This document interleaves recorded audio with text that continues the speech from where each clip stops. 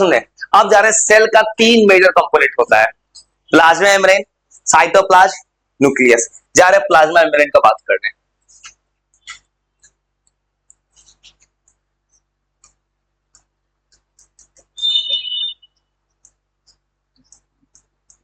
और तुम पढ़े होगे किताब में, एक पढ़ना plants animal cell. Plasma membrane दोनों सेल में होता है, प्लांट में भी होता है, एनिमल में भी।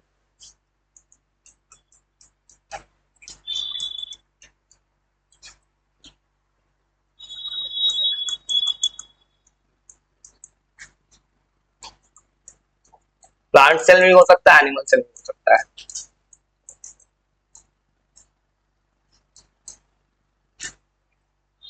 इसको और बोलते हैं सेल मेम्ब्रेन। और ये जो होता है जनरली किसी भी सेल का आउटर मेम्ब्रेन होता है। और सबसे आउटर किसके होता है? एनिमल के। प्लांट में तो एक सेल वॉल भी एक्स्ट्रा आएगा।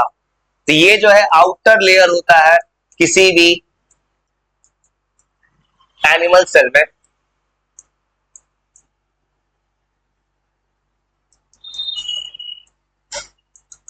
और किसी भी एनिमल सेल में सबसे आउटर लेयर है।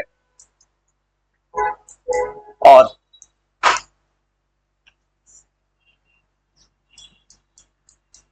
इसको बोला जाता है सेल मेम्ब्रेन, क्योंकि दोनों ही सेल का मेम्ब्रेन है, दोनों सेल का मतलब कि आउटर कवर में है। अब वो तुम एक चीज लिखे थे कल कि सिलेक्टिवली परमिएबल मेम्ब्रेन होता है, यही होता है। मतलब सिलेक्टेड चीजों को, मान लो गेट है, गेट पे गेट कीपर बैठा है, गार्ड डिसाइड करे किसको आना है किसको जाना है, यही डिसाइड करता है सेल में कौन आएगा कौन जाएगा। इसको बोलते हैं, ये एनसीईआरटी, पुराने एनसीईआरटी का किताब का सवाल था इन टेक्स्ट का। It is called a selectively permeable membrane. किताब में पूछा था क्यों कहते हैं ऐसा।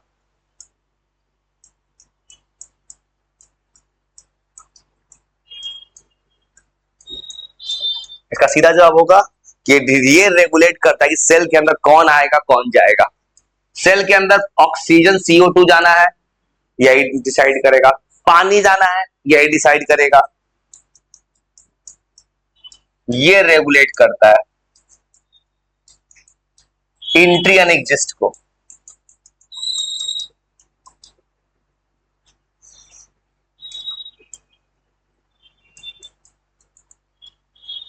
मतलब जो भी सेल के अंदर जाएगा ना,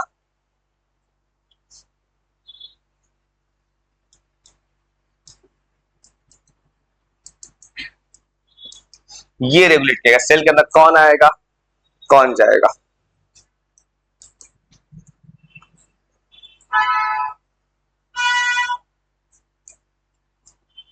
ये वो क्या करता है, ये हेल्प करता है।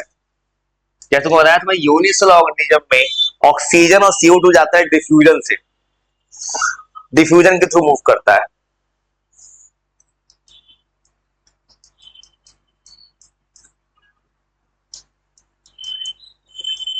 एक्सचेंज ऑफ गैसेस, जैसे O2 CO2, मतलब दोनों ही गैस का एक्सचेंज होता है, ऑक्सीजन कार्बन डाइऑक्साइड का।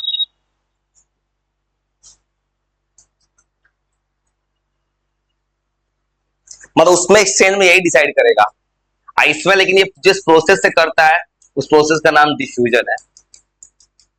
मतलब ये रेगुलेट करता है कि सेल के अंदर ऑक्सीजन जाएगा कि नहीं जाएगा। पानी, हाइपर हाइपो आइसो जो कुछ ही बनता है यही डिसाइड करता है। और यही रेगुलेट करता है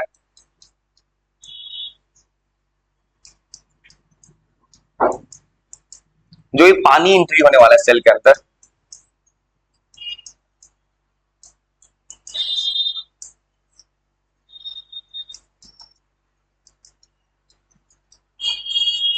ये पूरा एकदम सजा से आगे लिख देते हैं, कभी स्कूल में पढ़ो तो फायदा करेगा।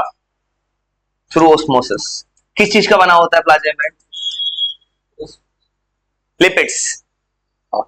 और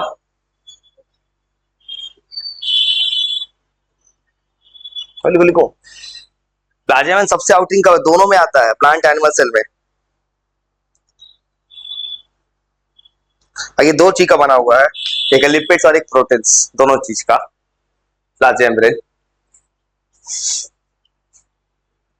सिलेक्टिवली परमिएबल मेम्ब्रेन, ये भी अपने आप में सवाल है।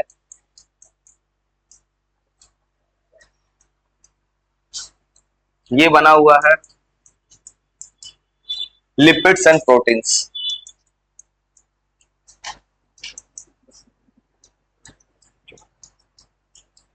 तो हम सही तो अब सेल वॉल,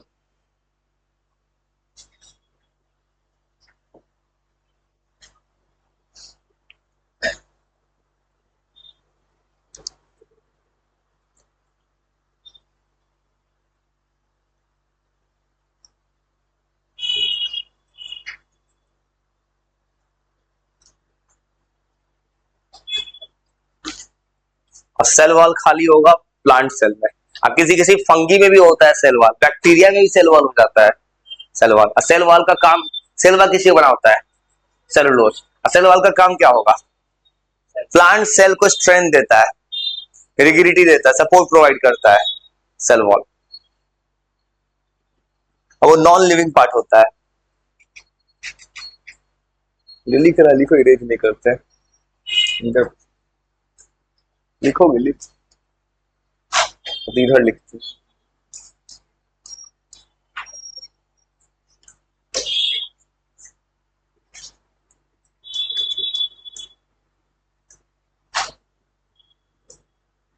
ये खाली प्लांट में होता है। वो हर एक छोटी छोटी बात है सजा से अगर लिख देते हैं। इसमें देखो जैसे किताबें पढ़ो, किताब में इतना से लिखा है प्लाज्मा, उसी को घींच के पूरा एक्सप्लेन करके खींच दिए पूरा। इससे क्या होगा, एग्जाम में लिखने में हेल्प मिलेगा तुम्हें। ये केवल प्लांट सेल में है।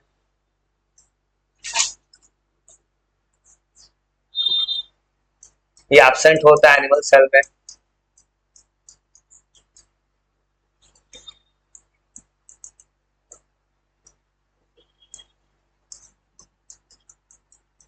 ये आउटर कवरिंग होता है एनिमल सेल, प्लांट सेल का। तुम पढ़ोगे प्लांट एनिमल सेल का अंतर। सेल वॉल के कारण प्लांट सेल का न्यूक्लियस रहता है पेरीफेरी पे, साइडवेज। प्लांट में सेल वॉल बीच में नहीं आ पाता है, एनिमल में बीच में है।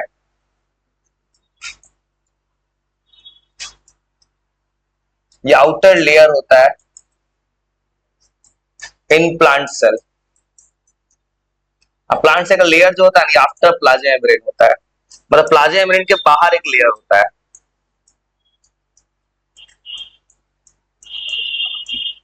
इसका मेन काम है सपोर्ट प्रोवाइड करता है।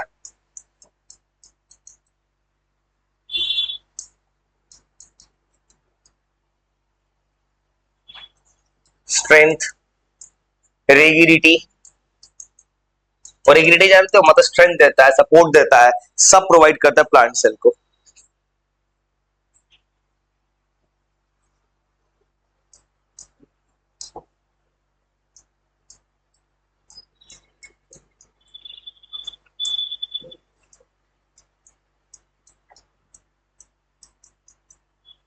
और ये सेल वॉल जो होता है बना होता है सेलुलोज। और सेलुलोज क्या होता है? सेलुलोज बड़ा सा स्ट्रक्चर होता है जो ग्लूकोज का पॉलीसेकेराइड होता है। ग्लूकोज को मिलाओगे सेलुलोज बनेगा। ये बना होता है सेलुलोज का।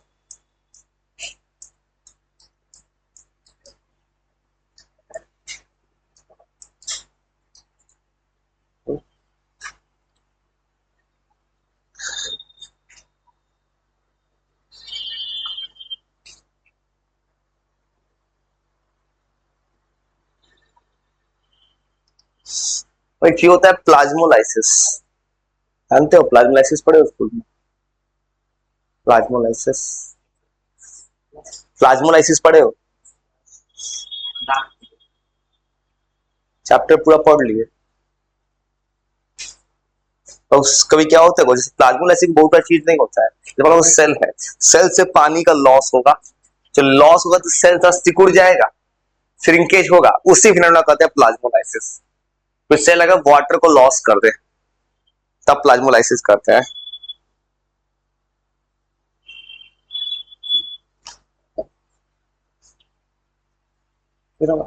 लिख लीजिए, लिखो लिखो लिखो लिखो, तो कुछ और लिखते हैं। इतना मजा लिखे वो याद करा देंगे। इसे पूरा मेरा पर्पज पूरा सजा सजा के लिखवाना है, लगे से किताब में छप रहा है। जैसे तुम कभी घर में पढ़ोगे या कोई देखोगे तो बहुत हेल्प मिलेगा तुम्हारा। तो काम होता है प्लाज्मोलाइसिस। ये वर्ड है ना, ये वर्ड तुमको भले तुम्हारे हो सकता नहीं पढ़ो, ये तुम कोई स्टैंडर्ड किताब पढ़ो, एसटीएल कुछ किताब पढ़ो, उसमें ये सब वर्ड लिखा है।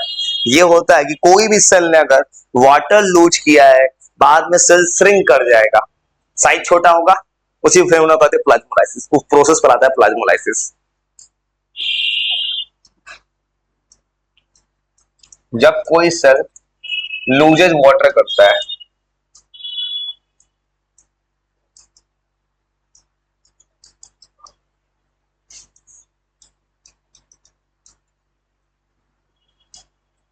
इसी को कहते हैं प्लाज्मोलाइसिस।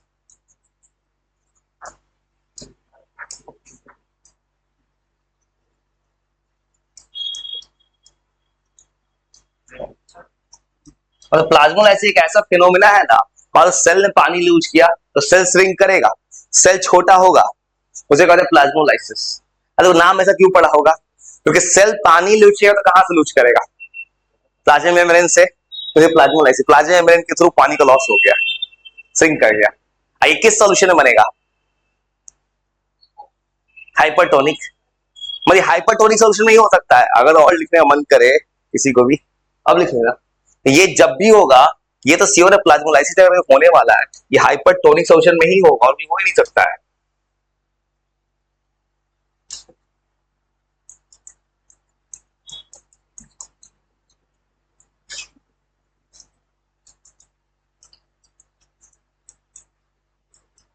ये हाइपरटोनिक सोल्यूशन में होगा।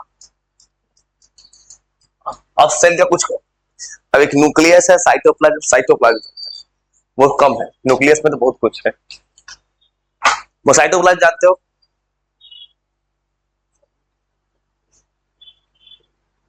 लिख रहा साइटोप्लाज्म क्या होता है, पढ़े? साइटोप्लाज्म दोनों में होता है कि नहीं? प्लांट एनिमल दोनों में होता है, ये दोनों में होता है। साइटोप्लाज्म क्या करता है? साइटोप्लाज्म का काम ये है ना, तुम अगर सेल का डायग्राम देखोगे, सबसे जनरली दोनों सेल में तो कॉमन प्लाज्मा मेम्ब्रेन है, सबसे बाहर प्लाज्मा मेम्ब्रेन, सबसे जनरली बीच में न्यूक्लियस है। एनिमल में सेंटर पे होता है, प्लांट में शिफ्ट हो जाता है। मान लो बीच में न्यूक्लियस टाइप का है, तो जो प्लाज्मा मेम्ब्रेन बाहर है, न्यूक्लियस अंदर है, बीच का जगह खाली है, जहां तुम सुनोगे माइटोकॉन्ड्रिया, राइबोसोम, जो कुछ लाइक करता है उसी में लाइक करता है साइटोप्लाज्म के अंदर। सेल के अंदर का जितना ऑर्गेनल है ना, सब साइटोप्लाज्म के अंदर रहता है। और सेल के अंदर जितना भी रिएक्शंस होता है, वो सब साइटोप्लाज्म के अंदर होता है। वो जगह है साइटोप्लाज्म, उसके अंदर सारा चीज है। बस और लिखते हैं साइटोप्लाज्म, चलते हैं तुमसे सुनने।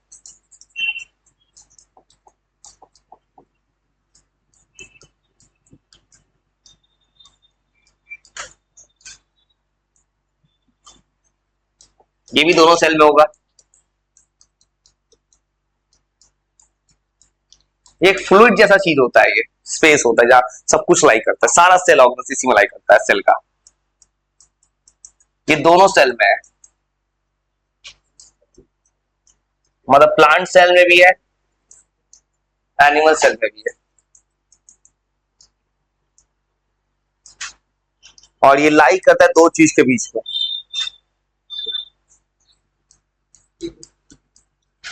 किसी भी सेल में लाई करता है प्लाज्मा मेम्ब्रेन और न्यूक्लियस के बीच में।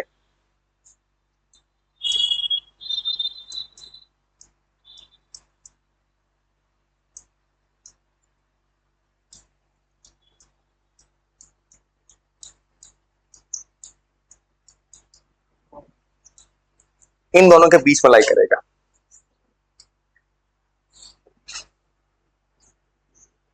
इधर लिखिए,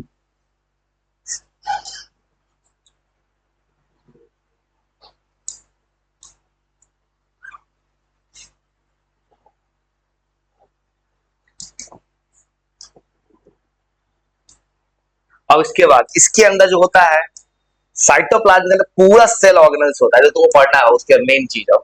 न्यूक्लियस के बाद पढ़ना है तो चैप्टर सुने होगे, स्कूल में पढ़े भी होंगे, तो किताब में पढ़ना है mitochondria, ribosome, in cytoplasmic, endoplasmic reticulum, Golgi apparatus, lysosomes, ये तो नाम सुना होगा। इसमें पढ़ा होगा तो, नहीं तो पढ़ो तो कोई बात नहीं, क्योंकि कुछ सुनना पढ़ाई थोड़ी कराता है जब तुमको याद ना हो कोई चीज। इसके अंदर होता है ऑल सेल ऑर्गेनल्स।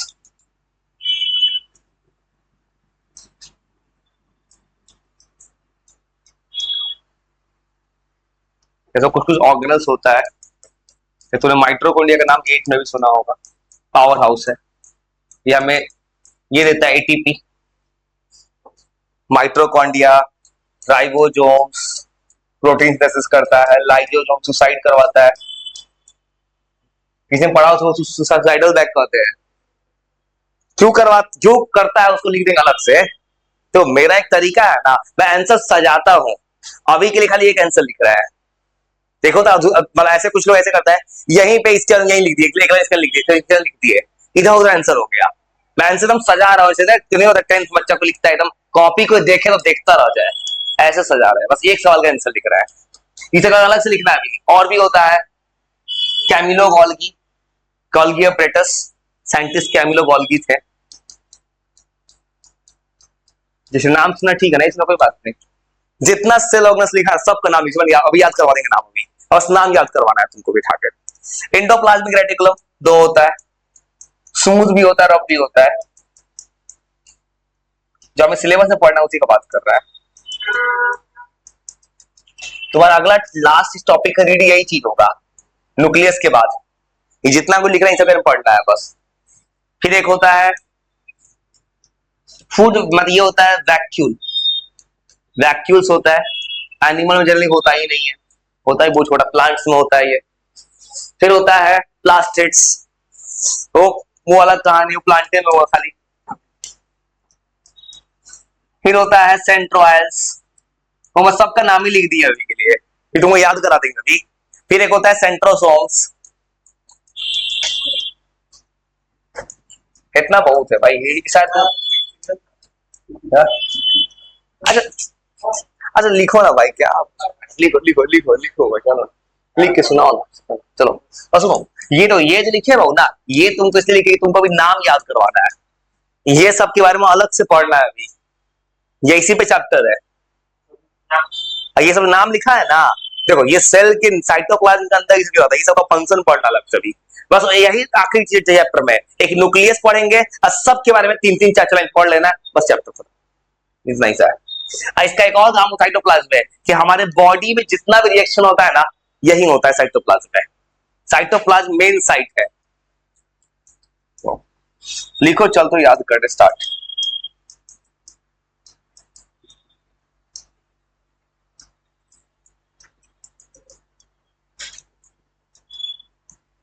जो भी रिएक्शन होता है ना सेल के अंदर, साइटोप्लाज्म के अंदर होता है,